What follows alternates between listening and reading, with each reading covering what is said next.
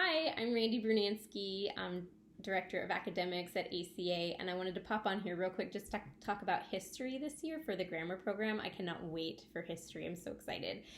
Students, if you are using this book, you will need to go and do the digital downloads if you're going to do history like we are doing it at home. There's a code there. If you have the older one, you have access to that in your one book. But I went ahead and made from the digital download, I made a copy of what I'm going to have my son do. So he is in 6th grade. He's a little bit older. He will be doing the reading assignments and the memory work, but I felt like he could do more than that during the week, especially to test reading comprehension.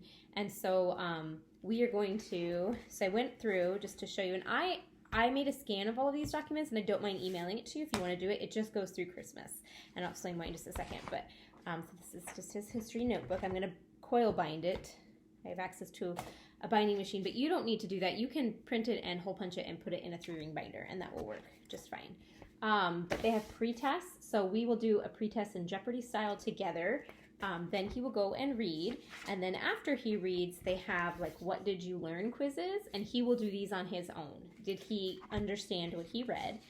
And then it also has some activities. Some are part of it. There's a crossword puzzle, which looks super fun, but there's other things that I just thought as I went through it, like, oh, he might enjoy doing that. So like I think they do this in class, the Egyptian alphabet, but I thought, oh, he would love to have this, and it's right. I put it right in where he is in the book because he's working through, because he might want to do extra things with that. He's into codes and writing stuff. And so the one thing I did not put in the book, and I'm going to see how it goes, are the maps.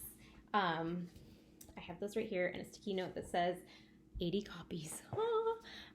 So we are going to have these in class. Students are going to have these in a folder in class, and it right now is scheduled for the teachers of history to try to get to the somewhere in time, which is the map part of your history program.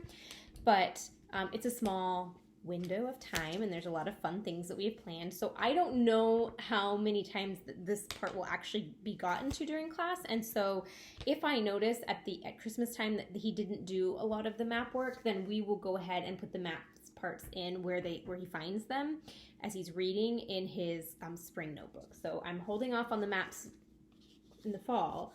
And if I find that, history just goes too fast and they are not able to get to all of the map work, then I will add that to his spring. And again, I'm happy to send that out to anybody who wants it. It doesn't have this cover page. That's just for me, but I can't wait for history. Let me know if you have any questions.